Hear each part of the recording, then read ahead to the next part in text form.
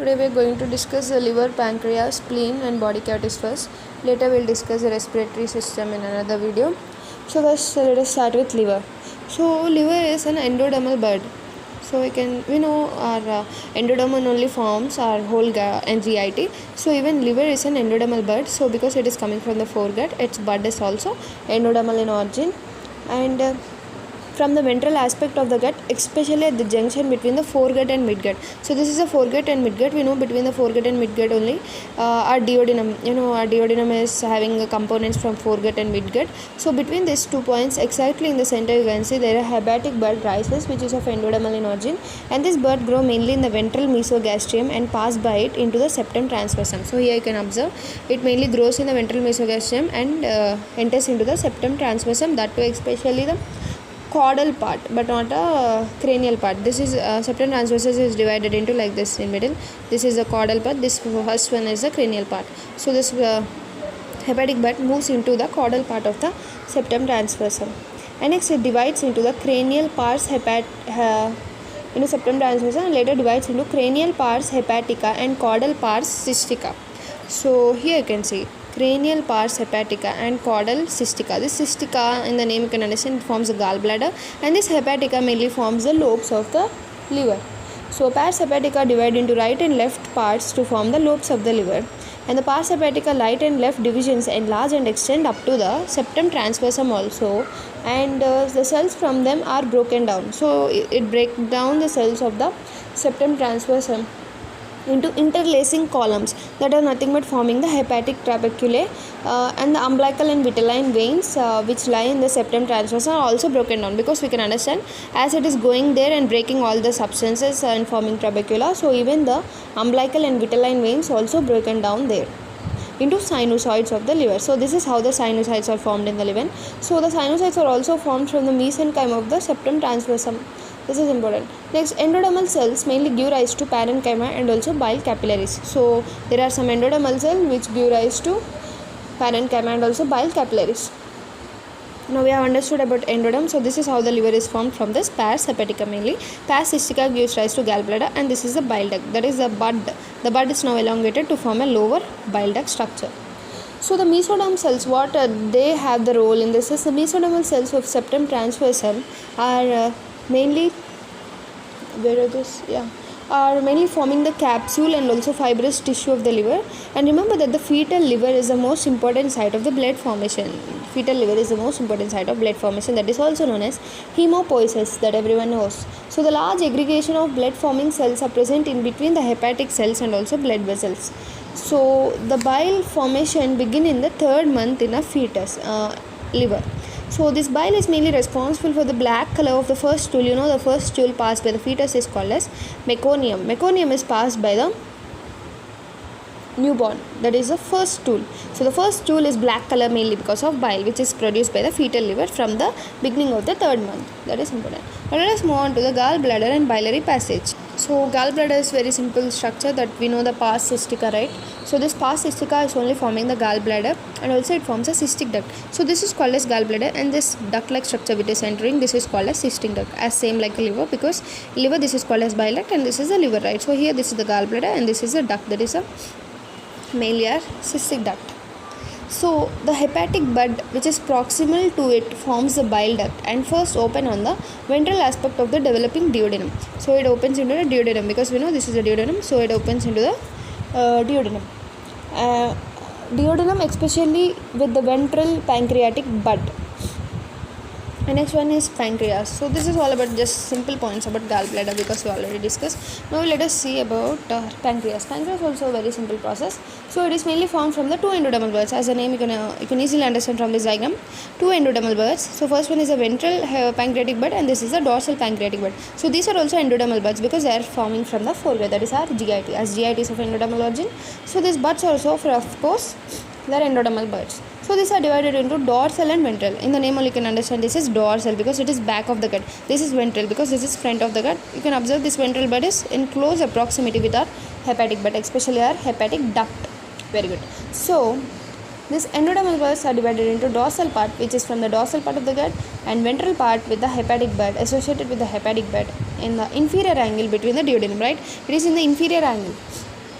And next, these two endodermal buds arise from the second part of the duodenum, which is very important. So this is the second part of duodenum from which mainly the endodermal buds of the pancreas are developing. So the dorsal bud grow into the mesoduodenum and also dorsal mesogastrium. This is important, into mesoduodenum and also dorsal mesogastrium. So we know actually we have two mesogastriums. The ventral one is called ventral mesogastrium and posterior one, back one is called as dorsal mesogastrium. So this dorsal bud mainly growing into the mesoduodenum and also dorsal mesogastrium.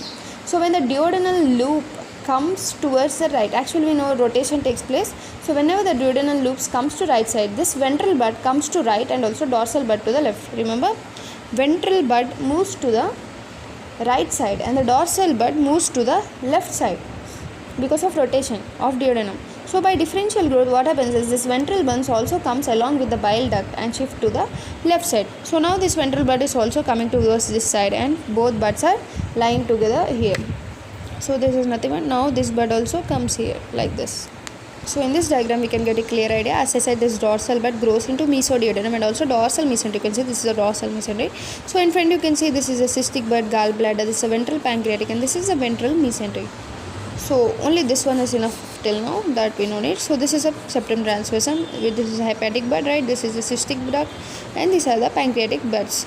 So now what happens, as I said, because of rotation, as rotation is taking place, you can see how the ventral bud and dorsal bud are changing their position. As I said that the ventral bud comes with the bile duct and shift to the left. So the ventral bud now comes to the right side. So this is a ventral bud, this blue one comes to orange one comes to the right side, and of course our dorsal bud is already in the left side. So now those both are towards the left side.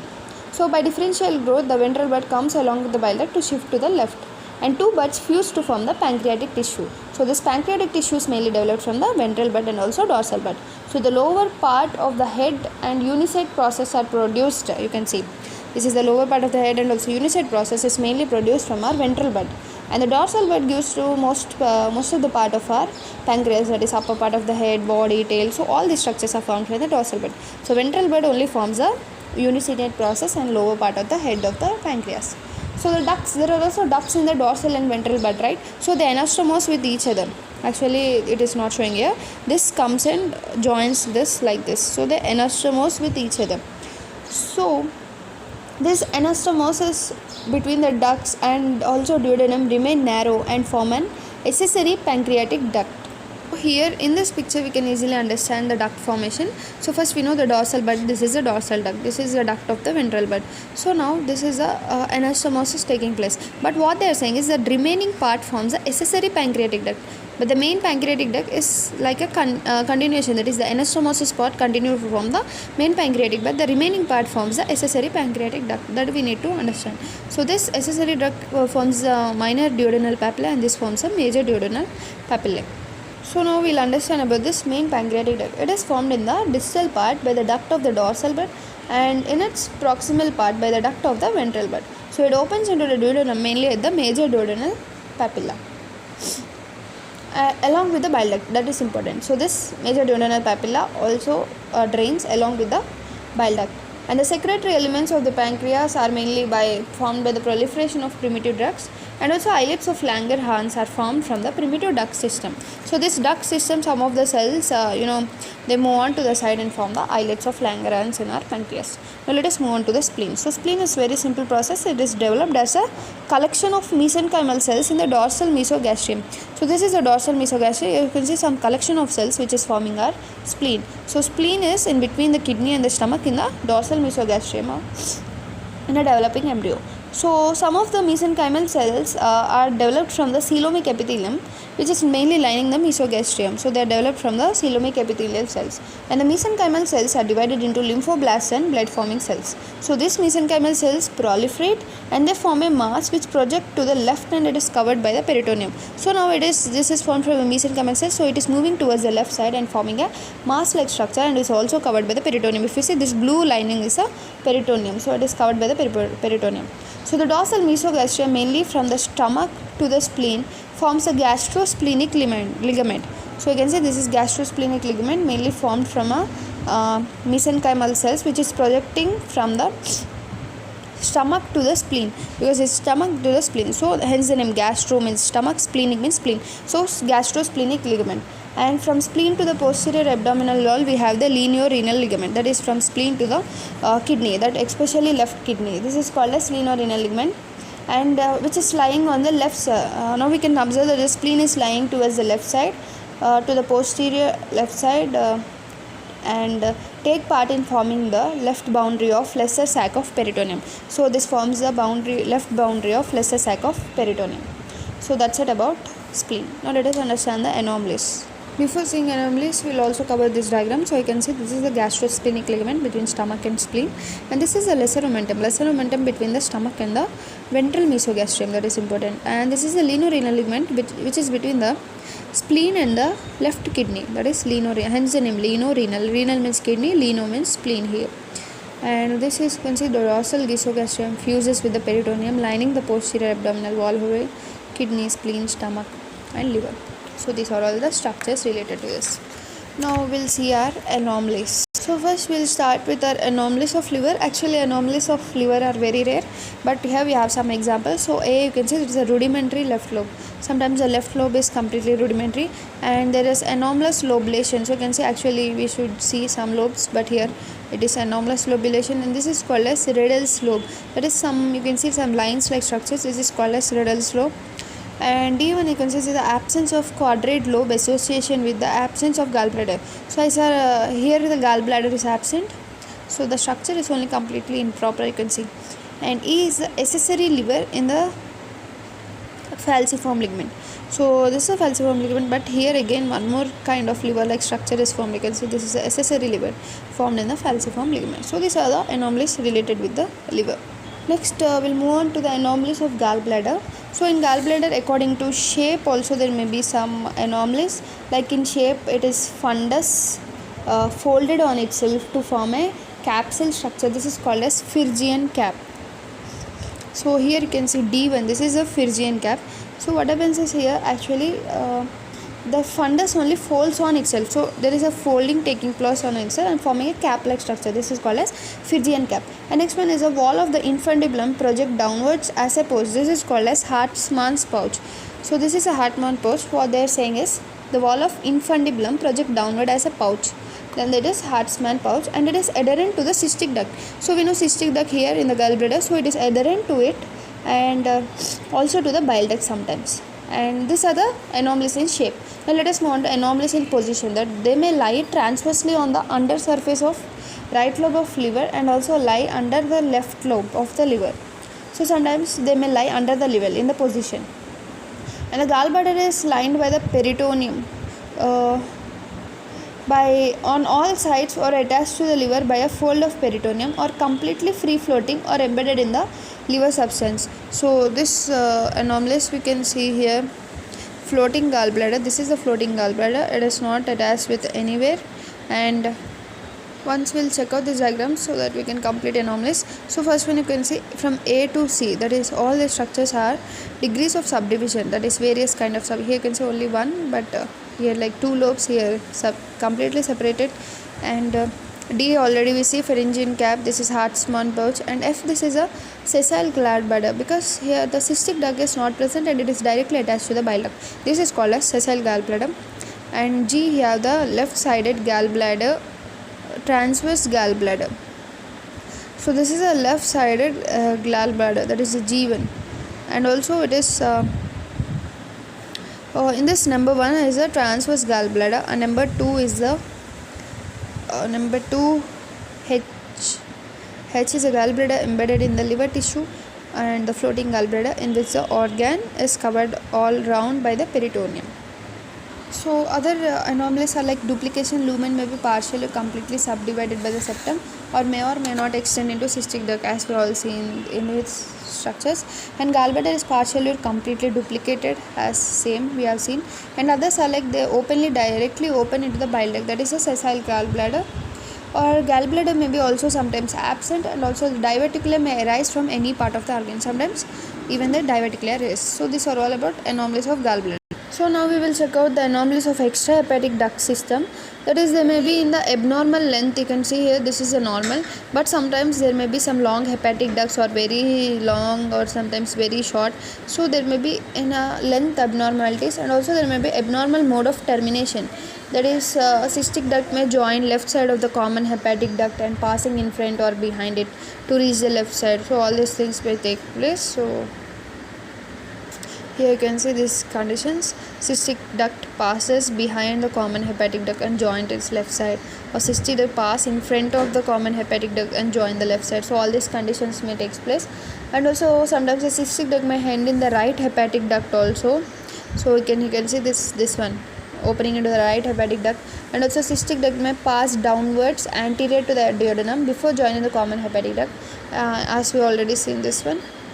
And the bile duct may open into pyloric or even cardiac end of the stomach.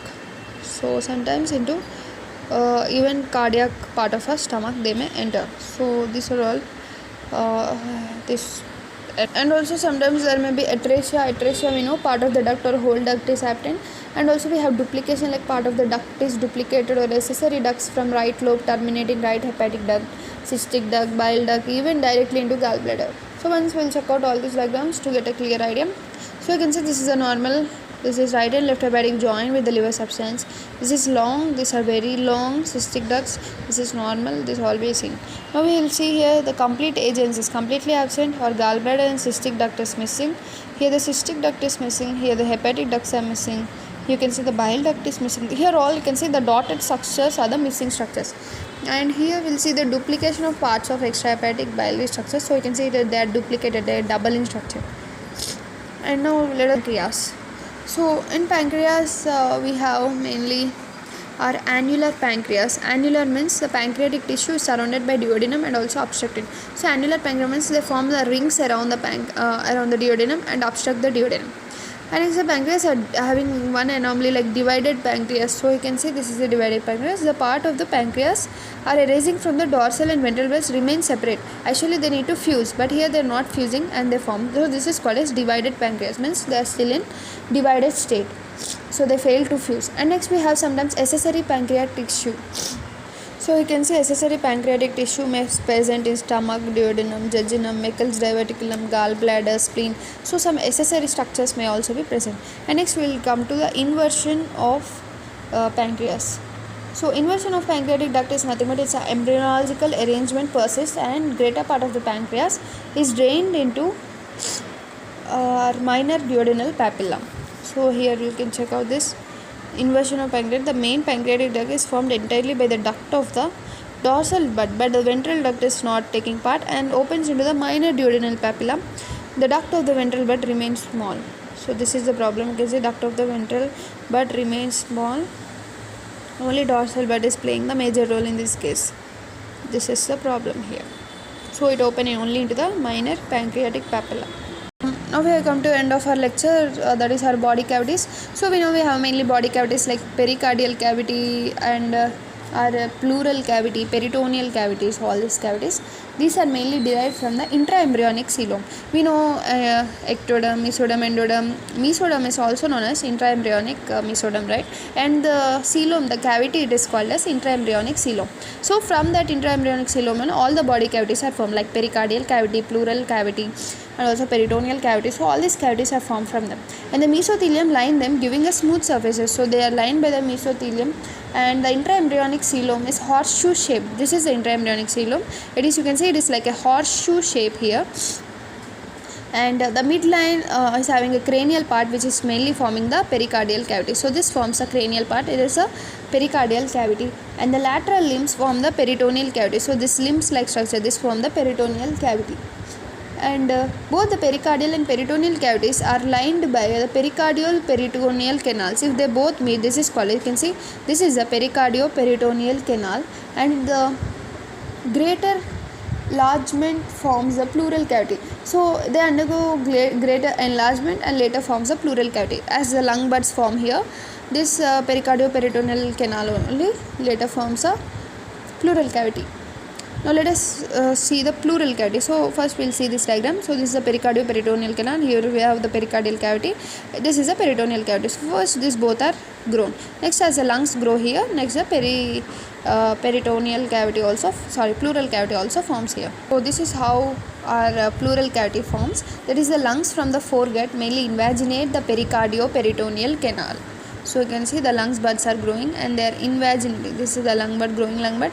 Pericardio-peritoneal canal, this is a pericardial cavity, this is a foregut. So as the lung buds are growing, you can see later it forms a lung bud invaginating the canal and forms a pleural cavity. So that is a very simple process. So the forms of pleural cavity, they are associated with the pericardial. So remember that even pleural cavity is associated with pericardial cavity by pericardio-pleural opening, and also with the peritoneal cavity by pleuro-peritoneal opening. So these openings are later closed by the pericardio and pleural membrane and also pleuro-peritoneal membrane. So this is very important. And remember that the pleural cavity is mainly formed from the dorsolateral part to the pericardium, and they lie next lateral or ventral to the pericardium. And the pleural cavity is also extended downwards into the mesoderm, forming the posterior abdominal wall up to the neck also. And it also expands the mesoderm. So the mesoderm splits into the outer part and inner part. The outer part mainly forms the wall of the thorax, and the inner part forms the pericardial cavity. Over the pericardial cavity called the pleuropericardial membrane, phrenic nerve pass by it and later forms the fibrous pericardium. So this is how the fibrous pericardium is formed in association with our pleural cavity. So next we'll move on to the peritoneal cavity. So once if we'll see this diagram, so we can understand this is a septum transversum. Pericardial cavity, pericardio-pleural opening is here, and this is a pericardio-peritoneal canal enlarging to form a pleural cavity. This is a pleuro-peritoneal opening, and this is a peritoneal cavity. Later these openings are closed by membranes as we discussed. So this is a pericardio-pleural membrane, pleuro-peritoneal membrane. This is a peritoneal cavity. So later what happens? There is a position of pericardio-pleural membrane, pleural cavity is formed, and the position of pleuro-peritoneal membrane, septum transversum, and finally peritoneal cavity is formed.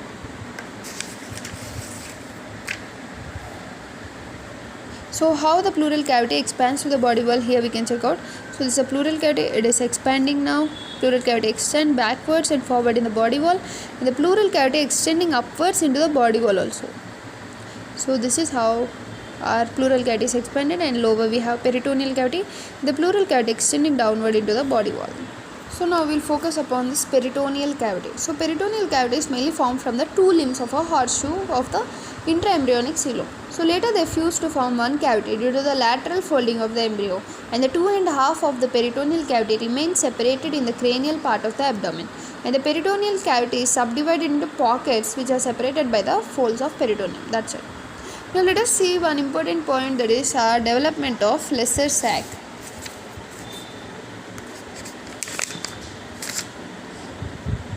Before moving on to the topic, once we'll check out this diagram to understand clearly. So this is the intraembryonic coelom, ectoderm, endoderm. So this is the lateral folding which is going on, and inside it forms a gut tube, and this is the dorsal mesogastrium which is back, and the ventral anterior part is a ventral mesogastrium. So that's it. Now here you can see where the peritoneal cavity is present in stomach, duodenum, jejunum, ileum, ascending colon, transverse colon, descending colon, pelvic colon, and rectum. So all these places. So here you can see. Now let us see the development of lesser sac. So what is this lesser sac? So lesser sac is mainly developed from the two cavities in the dorsal mesogastrium. So we know the dorsal mesogastrium, this is the back side, right? So here actually mainly our lesser sac forms. So it is divided into right and left parts, and later the left part disappears, only the right part remains, and this right part open into the peritoneal cavity. That is what they are saying. See here, this is the peritoneal cavity. So the right part opens into the peritoneal cavity, and this right part enlarge and also enlarge to also to the left side, and forms a lesser sac behind the stomach. So this is how it extends to the left behind the stomach and also forms a lesser sac. So this cranially, it's right side of the esophagus and behind the liver, and after the diaphragm is formed, the uppermost part of the cranial extensions also lie above it, give rise to the infracardiac bursa. It is a cranial extension below the diaphragm and also behind liver, forms the superior recess of lesser sac. So these things we need to remember. So this is how a lesser sac is formed. Next we'll see the next process by which lesser sac is formed. So here the right pneumato-enteric recess extend to the left side. Right pneumato-enteric recess extend towards the left side, and the stomach change its orientation. So the posterior border now face towards the left side, and the left border now face to the greater curvature. So the ventral border now right forms the lesser curvature. So the ventral border forms the lesser curvature, and the part of the peritoneal cavity which is lying behind the lesser omentum, that is the lesser sac. The lesser sac continues with the lesser sac also of the pneumato-enteric recess. So these points, if you remember, it's more than enough for our preparation, and we'll see the next part how our lesser sac is formed. So altered orientation of the stomach, that is the dorsal mesogastrium, is attached to the greater curvature, that is A, and it is divided into parts A and B. So dorsal mesogastrium, remember that it is attached to the greater curvature, and part A pass from the stomach to the spleen as gastrosplenic ligament. So we know this one, gastrosplenic ligament, we have discussed this many times till now.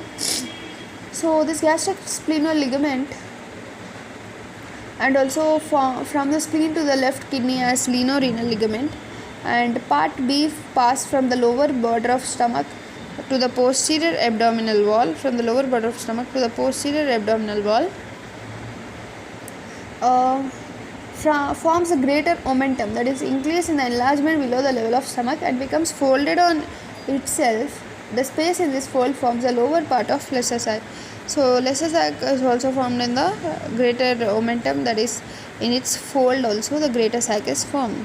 So here in this diagrams we can easily understand, as we said, this is pyloric end, this is cardiac end, this forms a part A, this forms a part B, and here you can see this is a greater omentum, this is a lesser omentum, ventral mesogastrium, this is the lesser sac. So where is exactly the lesser sac? It is behind the greater omentum. So that thing we need to remember. So by these diagrams you will get a clear idea about the lesser sac, where it is located actually. Now we'll see the details of development of diaphragm. So diaphragm, as a pleural cavity expands, the thorax also expands, and the diaphragm is also enlarging. So when this diaphragm is enlarged, this diaphragm is mainly formed from the septum transversum. So where is the septum transversum? Here is the septum transversum, and also from the pleuroperitoneal membrane. So where is that pleuroperitoneal membrane? This is the pleuroperitoneal membrane, this is the septum transversum, and also from the ventral and dorsal mesenteries of esophagus. So we know this is the dorsal mesentery of esophagus, and this is the ventral mesentery of esophagus.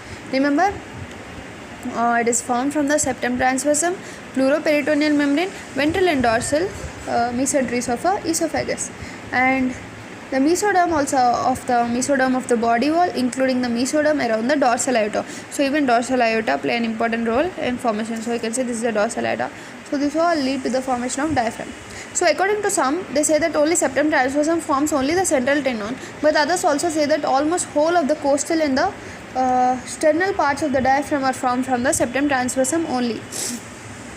And the crura are present, which are of mesodermal in origin, and this crura of mesodermal in origin in the posterior abdominal wall. These are mainly due to the downward extension of the pleural cavities. These crura are formed. So the nerve supply of diaphragm is mainly done by 3, 4, 5 cervical nerves, that is through phrenic nerve. Why this cervical nerve? Actually diaphragm is in embryonic life, it is formed in the cervical region. Later it undergoes a descent process and comes to our original position in a below thoracic region. So the descent from the cervical to lower thoracic, and also it is having sensory innervation to the peripheral parts, mainly by the intercostal nerves. So once we'll check out this diagram to understand the diaphragm clearly. So this is the pericardial cavity, right? This is the pleural cavity, this is the pleuroperitoneal canal, and this is the septum transversum. This is the peritoneal cavity. So all cavities, you can understand that peritoneal cavity is below the diaphragm, pericardial and pleural cavities are above the diaphragm, right? So the pleural cavity, pericardial cavity, below diaphragm you have pleuroperitoneal membrane. So this is the pleuroperitoneal membrane, this is the septum transversum. So you can see septum transversum, pleuroperitoneal membrane, and contribution from the body wall all together form the diaphragm below our lungs, that is below our thoracic cavity. And here you can see, if we cut the diaphragm we can understand is these are the kidneys in the back. This is the pleuroperitoneal membrane. This is the dorsal mesentery and the ventral mesentery of male esophagus. This is the dorsal aorta. This is the esophagus, septum transverse, and body floor. So all these contribute to the formation of our diaphragm. Now let us see some of the congenital defects in diaphragm. Now let us check out some of the anomalies of diaphragm. So the parts of diaphragm may actually fail to develop, which results in gaps of the muscle. If the diaphragm is not formed, we know there's gaps in the muscles are formed, and abdominal contents may also pass by these gaps, causing the diaphragmatic hernia. So hernia is nothing but we know the abdominal contents come out and form the hernia.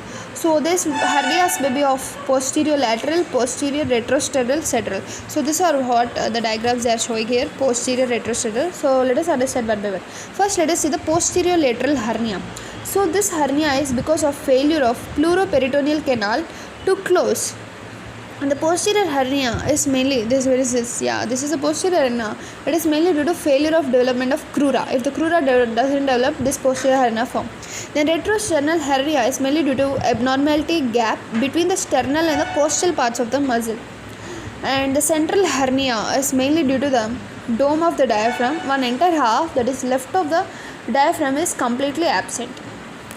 And let us complete with this some of the anomalies, like there may be accessory structures diaphragm may be present, which are partially subdivided along the length into two parts, and also muscle may be thin, that is diaphragm, and also aponeurotic, and also bulge upwards into thorax or to the small area, which is called as congenital eventuation of diaphragm.